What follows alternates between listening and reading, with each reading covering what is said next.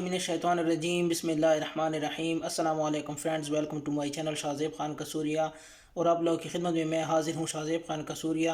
ایک نئی دلچسپ ویڈیو سے لے کر آپ لوگوں کی خدمت میں حاضر ہوئے ہیں۔ ریئیکشن ویڈیو ہے، تو ہم نے دیکھ کر آپ لوگوں کو پتہ چل گیا ہوگا کہ حضرت آدم علیہ السلام کی پیدائش کا واقعے کے بارے میں آج ہم ایک ویڈیو دیکھیں گے اور سنیں گے اور اس پر ریئیکشن دیں گے۔ لیکن ویڈیو کی ڈیٹیل میں جانے سے پہلے آپ لوگوں سے ہماری یہ ایک گزارش رہے گی کہ میری اس چینل شاہزیب خان قصوریہ کو ضرور سبسکرائب کریں اور میری اس ویڈیو کو لائک شیئر کمنٹ بھی ضرور کریں۔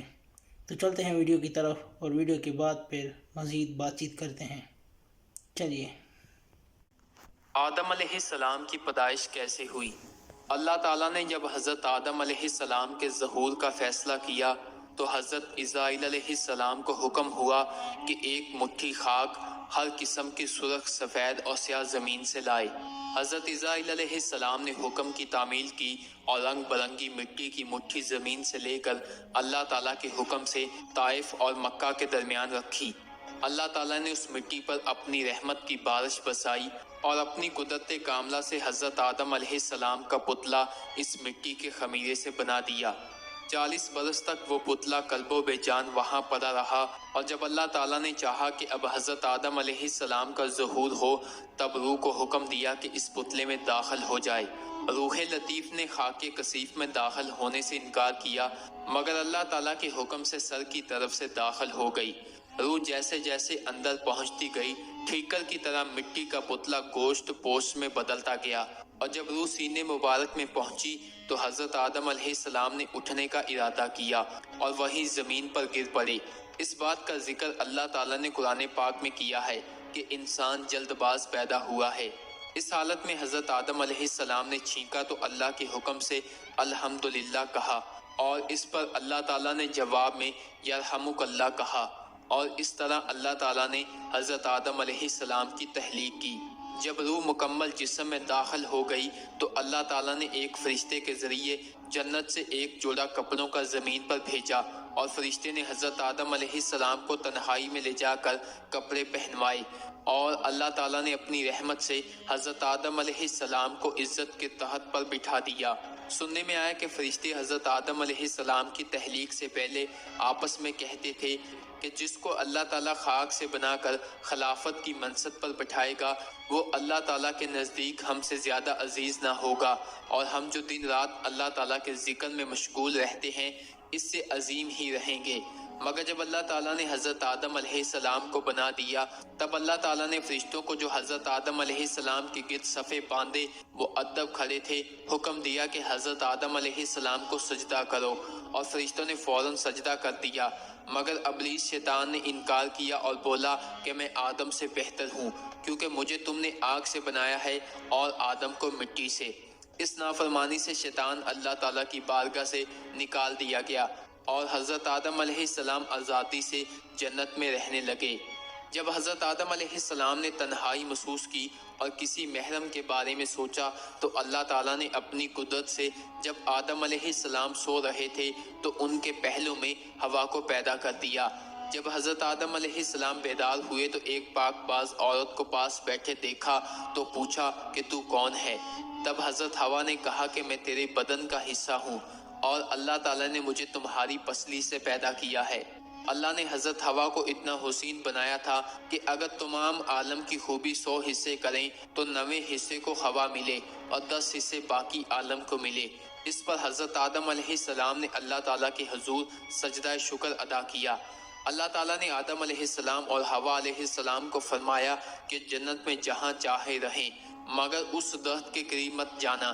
دوسری طرف ابلیس اللہ کی بارگاہ سے نکالا گیا تھا اور حسد کی آگ میں جل رہا تھا، اور کسی موقع کی تلاش میں تھا کہ کیسے آدم اور ہوا کو اللہ تعالیٰ کی نافرمانی پر راضی کرے۔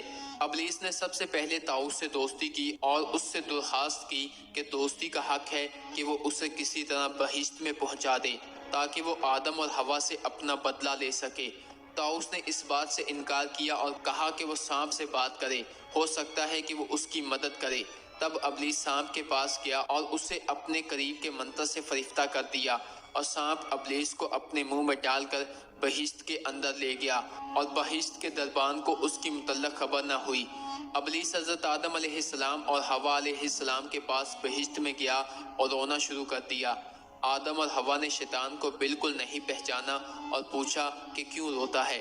تب شیطان نے انہیں خبردار کیا کہ یہ بہشت کی ساری نعمتیں ان سے چھن جائیں گی اور وہ مر جائیں گے۔ اس بات پر آدم علیہ السلام اور حوا علیہ السلام دونوں غم زدہ ہوئے۔ تب شیطان نے انہیں کہا کہ تمہیں ایک ایسا درخت بتاتا ہوں کہ جس کا میوہ کھانے سے تم ہمیشہ زندہ رہو گے اور موت تمہارا کچھ نہیں بگاڑ سکے گی۔ آدم علیہ السلام کے پوچھنے پر شیطان انہیں اس درخت کے پاس لے گیا جس کے بارے میں اللہ تعالیٰ نے انہیں منع کیا تھا، مگر آدم علیہ السلام نے اسے کھانے سے انکار کیا اور کہا کہ وہ ہرگز اللہ کی نافرمانی نہیں کریں گے۔ شیطان نے قسم کھائی کہ میں تمہارا خیر خواہ ہوں، مگر آدم وہاں سے اٹھ کر چلے گئے۔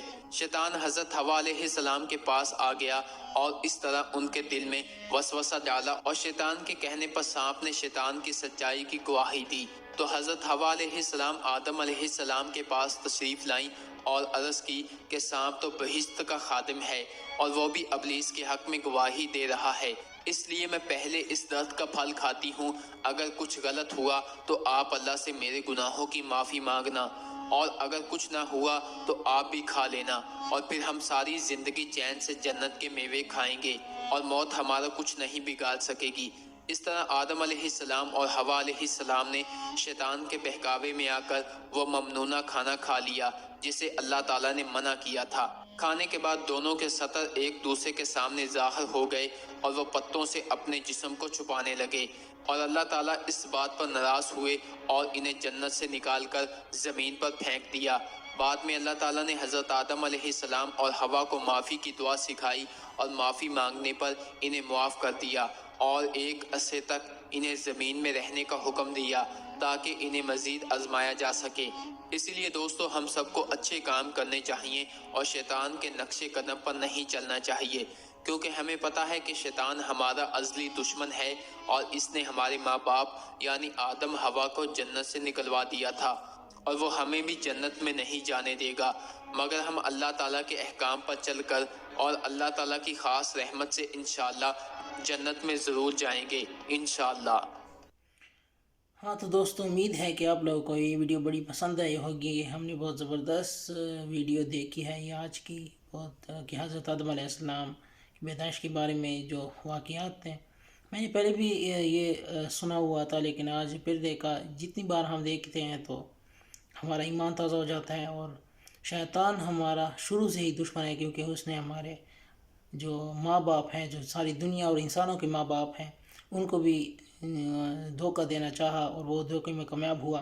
اس وجہ سے تمام انسان دنیا میں آئے اور دنیا میں آباد ہوئے۔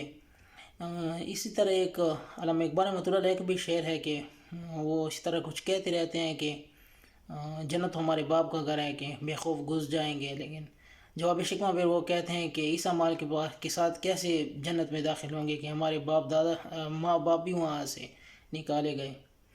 تو یہ سانپ کے بارے میں میں نے بھی کچھ اس طرح سنا ہوا تھا کہ یہ سانپ جو ہے یہ بہت خوبصورت قسم کا ایک جانور ہوا کرتا تھا جو جنت میں رہتا تھا، اور اس کے پاؤں ہوتے تھے، اور یہ جب منہ کھولتا تھا تو وہاں سے منہ سے اس کی خوشبوئیں نکلتی تھی، اور یہ جنت میں یہ رینگتا ہوا چلتا تھا، بہت خوبصورت لگتا تھا۔